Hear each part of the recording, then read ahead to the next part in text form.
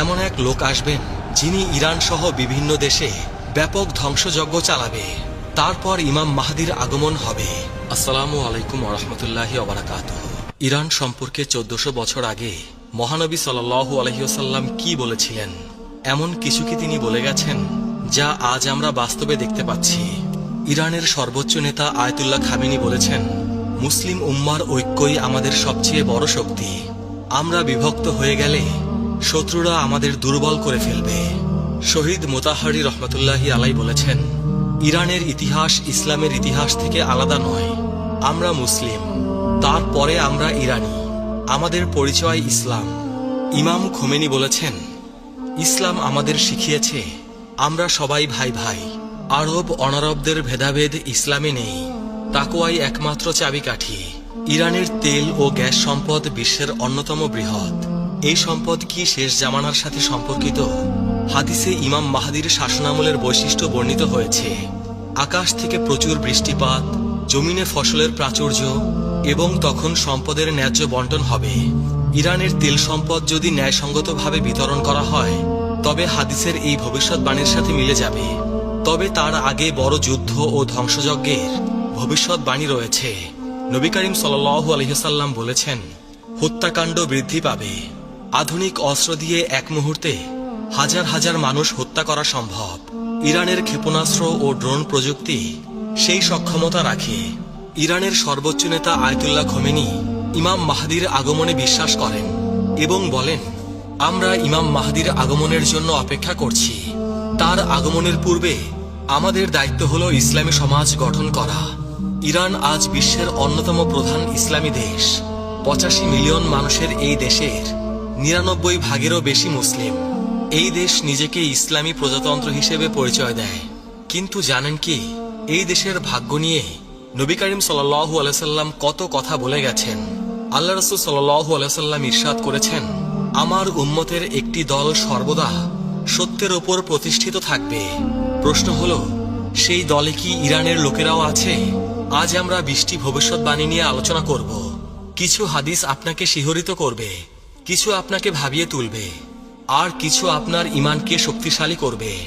আল্লাহ তাআলা পবিত্র কুরআনে ইরশাদ করেছেন, হে মানুষ, আমি তোমাদের সৃষ্টি করেছি এক পুরুষ ও এক নারী থেকে, আর তোমাদের বিভক্ত করেছি বিভিন্ন জাতি ও গোত্রে, যাতে তোমরা একে অপরের সাথে পরিচিত হতে পারো।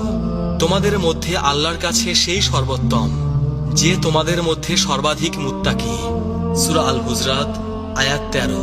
প্রথম ভবিষ্যৎবাণী, সিফাত যুদ্ধ ও ইরান, 657 খ্রিস্টাব্দ। ইসলামের ইতিহাসের এক গুরুত্বপূর্ণ অধ্যায়, সিফাত যুদ্ধ। আলী রাদিয়াল্লাহু তাআলা আনহু ও মুয়াবিয়া রাদিয়াল্লাহু তাআলা আনহুর মধ্যে এই যুদ্ধ সংগঠিত হয়। কিন্তু জানেন কি, এই যুদ্ধে ইরানীদের ভূমিকা কি ছিল? ইরান থেকে আগত সাহাবীরা, বিশেষ করে সালমান ফার্সি রাদিয়াল্লাহু তাআলা আনহুর অনুসারীরা এই যুদ্ধে আলী রাদিয়াল্লাহু তাআলা আনহুর পক্ষে লড়েছিলেন। নবী করিম সাল্লাল্লাহু আলাইহি সাল্লাম বলে গিয়েছিলেন, এমন ফিতনা আসবে যাতে বসে থাকা ব্যক্তি দাঁড়ানো ব্যক্তির চেয়ে উত্তম হবে। সহিহ বুখারী। সিফাত যুদ্ধ ছিল সেই ফিতনার অংশ। ইতিহাস বলে, ইরানি মুসলিমরা সংখ্যাগরিষ্ঠ ছিল। ইরানি মুসলিমরা ছিল আলী রাদিয়াল্লাহু তাআলা আনহুর সমর্থক। যুদ্ধের পর একদল ইরানি আলী রাদিয়াল্লাহু তাআলা আনহুর কাছে এসে বললেন, আমরা আপনার জন্য জান ও মাল কোরবান করতে প্রস্তুত। আলী রাদিয়াল্লাহু তাআলা আনহু তাদের দিকে তাকিয়ে বললেন, তোমরা সেই জাতির সন্তান যাদের সম্পর্কে মহানবী সাল্লাল্লাহু আলাইহি ওয়াসাল্লাম ভবিষ্যৎবাণী করেছিলেন। ইতিহাস সাক্ষ্য দেয়, ইরানি মুসলিমরা সবসময় সত্যের পক্ষে দাঁড়িয়েছে। 2. দ্বিতীয় ভবিষ্যৎবাণী, আধুনিক ইরানের ভবিষ্যৎ। এখন প্রশ্ন, আধুনিক ইরানের কি হবে? নবী করিম সাল্লাল্লাহু আলাইহি ওয়াসাল্লাম কি এ বিষয়ে কিছু বলে গেছেন? হয়তো সরাসরি বলেননি, কিন্তু একটি হাদিসে তিনি বলেছেন, আল্লাহ এই উম্মতের জন্য প্রতি 100 বছর পর এমন কাউকে পাঠাবেন যারা তাদের ধর্মকে সংস্কার করবে। আবু দাউদ। 1979 সালে ইরানে যে ইসলামী বিপ্লব ঘটেছিল, এই বিপ্লব কি মহানবী সাল্লাল্লাহু আলাইহি সাল্লামের সেই হাদিসের উদাহরণ? অনেক বিশ্লেষক মনে করেন, এই বিপ্লব বিশ্বব্যাপী ইসলামী জাগরণের সূচনা করেছিল। আজকের ইরান একটি ইসলামী প্রজাতন্ত্র। ইরানের সর্বোচ্চ নেতা আয়াতুল্লাহ খামেনি। ইরানের পারমাণবিক কর্মসূচি আন্তর্জাতিক বিতর্কের কেন্দ্র। নবী করিম সাল্লাল্লাহু আলাইহি সাল্লাম আরো বলেছেন, শীঘ্রই বিভিন্ন জাতি তোমাদের বিরুদ্ধে একত্রিত হবে, যেমন খাদ্যের পাত্রের দিকে খাদকরা একত্রিত হয়। আবু দাউদ। ইরানের বিরুদ্ধে পাশ্চাত্যের নিষেধাজ্ঞা, ইসরায়েলের সাথে সংঘাত, এসব কি এই হাদিসের বাস্তবায়ন? এসব সম্ভবত এই হাদিসেরই বাস্তবায়ন। তৃতীয় ভবিষ্যৎবাণী, ইরানে ইসলামের বিস্তার। নবী করিম সাল্লাল্লাহু আলাইহি সাল্লাম বলেছেন, এই দিন সেখানে পৌঁছাবে যেখানে রাত ও দিন পৌঁছায়। মুসনাদে আহমদ। ইরান ছিল সেই অন্যতম দেশ যেখানে ইসলাম দ্রুত ছড়িয়ে পড়ে। 651 খ্রিস্টাব্দে সাসানিয়া সাম্রাজ্যের পতনের পর ইরানে ইসলামের বিস্তার শুরু হয়, কিন্তু এই বিস্তার সহজে হয়নি। উমাইয়া শাসনামলে ইরানিদের প্রতি বৈষম্যমূলক আচরণ করা হতো। তাদেরকে মাওয়ালি কিংবা কৃতদাস শ্রেণীর নাগরিক হিসেবে গণ্য করা হতো। হাজ্জাজ বিন ইউসুফ ফার্সি ভাষা ব্যবহার করা নিষিদ্ধ করে দিয়েছিলেন, কিন্তু ইরানিরা ধৈর্য ধারণ করে। তারা ইসলাম গ্রহণ করল, কিন্তু নিজেদের ভাষা ও সংস্কৃতি রক্ষা করল। ইতিহাসবিদ বার্নার্ড লুইস বলেছেন, ইরান প্রকৃতপক্ষে ইসলামী হয়েছিল, কিন্তু আরবীয় হয়নি। এই ভবিষ্যৎবাণী আজ সত্য হয়েছে। ইরানের জনসংখ্যার 99 ভাগেরও বেশি মুসলিম। চতুর্থ ভবিষ্যৎবাণী, শিয়া সুন্নি বিভাজন ও ইরান। একটি জটিল কিন্তু সত্য বিষয়। শিয়া সুন্নি বিভাজন। নবী করিম সাল্লাল্লাহু আলাইহি সাল্লাম কি এ বিষয়ে কিছু বলেছেন? তিনি বলেছেন, তোমরা অবশ্যই তোমাদের পূর্ববর্তীদের পথ অনুসরণ করবে। সহিহ বুখারী। এবং আরেকটি হাদিসে বলেছেন, আমার উম্মত 73 ফিরকায় বিভক্ত হবে। আবু দাউদ। 16শো শতাব্দীতে সাফাবি রাজবংশ ইরানে শিয়া ইসলামকে রাষ্ট্রধর্ম হিসেবে গ্রহণ করে। এর আগে ইরানে সুন্নি ইসলামী প্রধান ছিল। আজ ইরান বিশ্বের বৃহত্তম শিয়া মুসলিম দেশ। প্রায় 90 থেকে 95% মানুষ শিয়া ইসলামের অনুসারী। এক্ষেত্রে আমাদের দৃষ্টিভঙ্গি কি হওয়া উচিত? আমরা সবাই মুসলিম, আমাদের উচিত ঐক্য অটুট রাখা। পঞ্চম ভবিষ্যৎবাণী, জান্নাতে ফার্সি ভাষাভাষী মানুষের সংখ্যা। নবী করিম সাল্লাল্লাহু আলাইহি সাল্লাম বলেছেন, 4 ব্যক্তি জান্নাতবাসীদের নেতা, আমি, আলী, হামজা ও জাফর। তিরমিজি। এই জাফর কে? কেউ বলেন জাফর তায়ার, কেউ বলেন জাফর আল সাদিক। জাফর আল সাদিকের অনুসারীদের মধ্যে বহু ফার্সি বিদ্বান ছিলেন। তার ছাত্রদের মধ্যে আবু হানিফাও ছিলেন। আরেকটি হাদিসে নবী করিম সাল্লাল্লাহু আলাইহি সাল্লাম বলেছেন, জান্নাতে প্রবেশ করবে এমন লোক যাদের হৃদয় পাখির হৃদয়ের মতো হবে। সহিহ মুসলিম। এর ব্যাখ্যায় বলা হয়েছে, তারা হবে নির্ভীক ও আল্লাহর ওপর ভরসাকারী লোক। ইরানি মুসলিমরা ইসলামের জন্য জীবন দিতে কখনোই পিছুপা হয়নি। খোরাসানের মুজাহিদ, কারবালার শহীদ, ইরান ইরাক যুদ্ধের শহীদ সবাই জান্নাতের আশায় জীবন দিয়েছেন। ষষ্ঠ ভবিষ্যৎবাণী, ফার্সি ভাষায় কুরআন তিলাওয়াত। এক ফার্সি ব্যক্তি আরবি জানতেন না। তিনি কাঁদতে কাঁদতে নবী করিম সাল্লাল্লাহু আলাইহি সাল্লামের কাছে আরজ করলেন, ইয়া রাসূলুল্লাহ, আমি আরবি বুঝি না, আমি আমার ভাষায় আল্লাহর প্রশংসা করতে চাই। নবী করিম সাল্লাল্লাহু আলাইহি সাল্লাম চুপ করে রইলেন। তখন জিবরাইল আলাইহিস সালাম এসে বললেন, আল্লাহ বলেছেন, প্রতিটি জাতি তাদের নিজস্ব ভাষায় আমার ইবাদত করতে পারে। হাদিসে এসেছে, কিয়ামতের দিন আল্লাহর কাছে সবচেয়ে প্রিয় শব্দ হলো সেই ইমামের কণ্ঠস্বর যিনি সুন্দর কণ্ঠে বলেন, আল্লাহুম্মা রব্বানা লাকাল হামদ। মুসনাদে আহমদ। ইতিহাস বলে, ইসলামের 2য় শতাব্দীতেই ফার্সি ভাষায় কুরআনের অনুবাদ ও তাফসির রচিত হতে শুরু করে। সামানি রাজবংশের সময় ফার্সি ভাষায় প্রথম পূর্ণাঙ্গ কুরআন অনুবাদ সম্পন্ন হয়। সপ্তম ভবিষ্যৎবাণী, ফার্সি বিদ্বানদের আবির্ভাব। ইমাম জাহাবি রহমতুল্লাহি আলাইহি তার তাজকিরাত আল হুফাজ গ্রন্থে 21 জন হাদিস বিশারদের তালিকা দিয়েছেন যারা ফার্সি বংশোদ্ভূত ছিলেন। তাদের মধ্যে রয়েছেন ইমাম বুখারী, ইমাম মুসলিম, ইমাম আবু দাউদ, ইমাম তিরমিজি, ইমাম নাসাই, ইমাম ইবনে মাজাহ। এছাড়াও ফিকাহ শাস্ত্রের ইমাম আবু হানিফা রহমতুল্লাহি আলাইহি ছিলেন ফার্সি বংশোদ্ভূত। বিজ্ঞান ও দর্শনের ক্ষেত্রেও ইরানিদের অবদান অনস্বীকার্য। ইবনে সিনা, আল ফারাবি, আল বিরুনি, আল খোয়ারিজমি এরা প্রত্যেকেই ছিলেন ফার্সি অধ্যুষিত অঞ্চলের অধিবাসী।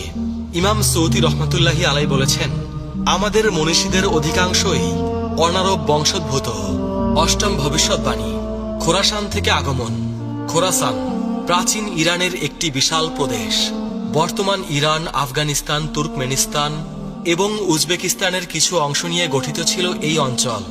নবী করিম সাল্লাল্লাহু আলাইহি সাল্লাম ইরশাদ করেছেন, পূর্ব দিক থেকে কিছু লোক আসবে, তাদের সাথে থাকবে জান্নাত ও চাবুক, যা দিয়ে তারা মানুষকে প্রহার করবে।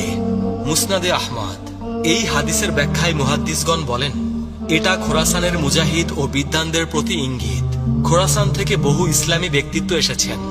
আর এক হাদিসে এসেছে, জান্নাতীরা উচ্চ কক্ষের অধিবাসীদের দিকে তাকাবে, যেমন তারা দূরবর্তী উজ্জ্বল তারকার দিকে তাকায়। সহিহ বুখারী। পণ্ডিতগণ বলেন, খোরাসানের বিদ্বানরা তাদের জ্ঞান ও তাকওয়ার কারণে জান্নাতে উচ্চ মর্যাদা পাবেন। খোরাসানের একটি বিখ্যাত শহর নিশাপুর। ইমাম মুসলিম, ইমাম তিরমিজি, ইমাম হাকিম নিশাপুরি সবাই এই শহরের অধিবাসী ছিলেন। নবম ভবিষ্যৎবাণী। কারবালার ঘটনা ও ইরানি শোক। 680 খ্রিস্টাব্দের কারবালার ঘটনা। ইমাম হুসাইন রাদিয়াল্লাহু তাআলা আনহু-এর শাহাদাত। ইরানি মুসলিমরা এই ঘটনার পর থেকে ইমাম হুসাইন রাদিয়াল্লাহু তাআলা আনহু-এর শোকে মাতম করে আসছেন। একটি হাদিসে এসেছে, হুসাইন রাদিয়াল্লাহু তাআলা আনহু-এর হত্যার জন্য মুমিনদের অন্তরে এক উত্তাপ রয়েছে, যা কখনো ঠান্ডা হবে না। মুসনাদে আহমদ। এই হাদিসের বিশুদ্ধতা নিয়ে মতভেদ আছে, তবে ইতিহাস সাক্ষ্য দেয় ইরানি মুসলিমরা কারবালার ঘটনাকে কেন্দ্র করে গভীর আবেগ পোষণ করে। প্রতি বছর মহররম মাসে ইরানের আশুরা দিবসের মিছিল বিশ্ববিখ্যাত। সাফাবি রাজবংশ ক্ষমতায় আসার পর তারা ইরানের শিয়া ইসলামকে প্রাতিষ্ঠানিক রূপ দেয় এবং আশুরা পালনকে উৎসাহিত করে। দশম ভবিষ্যৎবাণী। ইমান যদি থুরাইয়া তারকায় থাকত। একবার এক ব্যক্তি ইমাম আবু হানিফা রহমতুল্লাহি আলাইকে জিজ্ঞেস করলেন, আপনার বংশ কোথায়? ইমাম আবু হানিফা রহমতুল্লাহি আলাই কিছুক্ষণ চুপ করে রইলেন। তারপর বললেন, আমি সেই জাতির সন্তান যাদের সম্পর্কে রাসূল পাক সাল্লাল্লাহু আলাইহি সাল্লাম ভবিষ্যৎবাণী করেছিলেন। হযরত আবু হুরায়রা রাদিয়াল্লাহু তাআলা আনহু বর্ণনা করেছেন, আমরা নবী করিম সাল্লাল্লাহু আলাইহি সাল্লামের কাছে বসা ছিলাম। তখন তার উপর সূরা জুমুয়া নাজিল হলো। যখন তিনি আয়াত তিলাওয়াত করলেন, আর অন্যদের জন্য, তাদের মধ্যে যারা এখনো তাদের সাথে মিলিত হয়নি। আমি জিজ্ঞেস করলাম, ইয়া রাসূলুল্লাহ, এই অন্যরা কারা? মহানবী সাল্লাল্লাহু আলাইহি সাল্লাম উত্তর দিলেন না। আমি 3 বার প্রশ্ন করলাম। তখন আমাদের মাঝে সালমান ফার্সি রাদিয়াল্লাহু তাআলা আনহু ছিলেন। রাসূল পাক সাল্লাল্লাহু আলাইহি সাল্লাম তার হাত সালমানের ওপর রাখলেন এবং বললেন, যদি ঈমান থুরাইয়া তারকায়ও থাকতো, তাহলে পারস্যের অধিবাসীদের মধ্য থেকে কিছু মানুষ সেই ঈমান অর্জন করত। সহিহ মুসলিম। হাদিস নং 2546। ইমাম কুরতুবী রহমাতুল্লাহি আলাই বলেছেন, এই হাদিস ফার্সি জাতির মর্যাদার স্পষ্ট প্রমাণ। নবী করিম সাল্লাল্লাহু আলাইহি সাল্লাম ভবিষ্যৎবাণী করেছেন যে এই জাতি ইসলামী জ্ঞানের চূড়ায় পৌঁছাবে। 11তম ভবিষ্যৎবাণী। সালমান ফার্সি রাদিয়াল্লাহু তাআলা আনহু-এর মর্যাদা। সালমান ফার্সি রাদিয়াল্লাহু তাআলা আনহু ইসলামের প্রথম ইরানি মুসলিম। তার জীবনী অত্যন্ত অনুপ্রেরণাদায়ক। তিনি ইরানের একটি সম্ভ্রান্ত পরিবারে জন্মগ্রহণ করেছিলেন। সত্যের সন্ধানে নিজ দেশ ছেড়ে প্রথমে সিরিয়া, তারপরে আরবে পৌঁছান এবং অবশেষে মদিনায় এসে ইসলাম গ্রহণ করেন। নবী করিম সাল্লাল্লাহু আলাইহি সাল্লাম তাকে অত্যন্ত ভালোবাসতেন এবং বলেছিলেন, সালমান আমাদের আহলে বাইতের অন্তর্ভুক্ত। মুসনাদে আহমদ। সালমান রাদিয়াল্লাহু তাআলা আনহু-এর মাধ্যমে পারস্য সম্পর্কে নবী করিম সাল্লাল্লাহু আলাইহি সাল্লামের প্রথম ভবিষ্যৎবাণী প্রকাশ পায়। তার হাত ধরে বহু ইরানি ইসলামের ছায়ায় এসেছিলেন। ভবিষ্যৎবাণী 12। সূরা জুমুয়ার আয়াত ও ফার্সিদের আগমন। সূরা জুমুয়ায় আল্লাহ পাক ইরশাদ করেছেন, তিনি উম্মীদের মাঝে তাদের মধ্য থেকে একজন রাসূল পাঠিয়েছেন, যিনি তাদের মাঝে তার আয়াত তিলাওয়াত করেন, তাদের পবিত্র করেন এবং তাদের কিতাব ও হিকমত শিক্ষা দেন, যদিও তারা আগে স্পষ্ট বিভ্রান্তিতে ছিল। আর অন্যদের জন্যও পাঠিয়েছেন, তাদের মধ্যে যারা এখনো তাদের সাথে মিলিত হয়নি। আর তিনি পরাক্রমশালী, প্রজ্ঞাময়। সূরা আল জুমুয়া আয়াত 2 থেকে 3। এই আয়াত নাজিলের পর সাহাবীরা জিজ্ঞেস করলেন, এই অন্যরা কারা? রাসূল পাক সাল্লাল্লাহু আলাইহি সাল্লাম সালমান ফার্সির দিকে ইশারা করে বললেন, যদি ঈমান থুরাইয়া তারকায়ও থাকতো, তবে এই লোকেরা তা অর্জন করত। ইমাম তাবারি রহমতুল্লাহি আলাই বলেন, এই অন্যরা বলতে সমস্ত অনারবকে বোঝানো হয়েছে, অর্থাৎ যারা আরব নয়, বিশেষ করে ফার্সিদের। 13তম ভবিষ্যৎবাণী। খোরাসান থেকে কালো পতাকা। এবার আমরা শেষ সময়ের আলামত নিয়ে আলোচনা করব। নবী করিম সাল্লাল্লাহু আলাইহি সাল্লাম ইরশাদ করেছেন, খোরাসান থেকে কালো পতাকা বের হবে, তোমরা সাহায্য প্রাপ্ত হবে, এদের সাহায্য ফিরিয়ে দেওয়া হবে না। মুসনাদে আহমদ। এই কালো পতাকাধারী বাহিনী ইমাম মাহদির আগমনের পূর্বে বের হবে এবং সুফিয়ানি বাহিনীর সাথে যুদ্ধ করবে। তাদের নেতা হবে শুয়াইব ইবনে সালেহ। বর্তমান বিশ্বের ঘটনা প্রবাহ এই হাদিসের সাথে সাদৃশ্যপূর্ণ। গাজা, ইরান, সিরিয়া, লেবানন এসব স্থানের ঘটনা এই ভবিষ্যৎবাণীর কথা মনে করিয়ে দেয়। 14তম ভবিষ্যৎবাণী, ইমাম মাহদির আগমন ও ইরান। নবী করিম সাল্লাল্লাহু আলাইহি সাল্লাম ইরশাদ করেছেন, যদি দুনিয়ার একদিনও অবশিষ্ট থাকে তবে আল্লাহ সেই দিনকে দীর্ঘ করবেন যতক্ষণ না তিনি আমার পরিবারের একজন লোককে পাঠান, যার নাম আমার নামের মতো, যার পিতার নাম আমার পিতার নামের মতো। আবু দাউদ। ইতিহাসবিদগণ বলেন, ইমাম মাহদির আগমনের সময় ইরানের লোকেরা গুরুত্বপূর্ণ ভূমিকা রাখবে। শিয়া বিশ্বাস অনুযায়ী ইমাম মাহদি হলেন 12তম ইমাম, যিনি 941 খ্রিস্টাব্দে গায়েব হয়ে যান। তবে এই বিশ্বাসটি সহিহ নয়।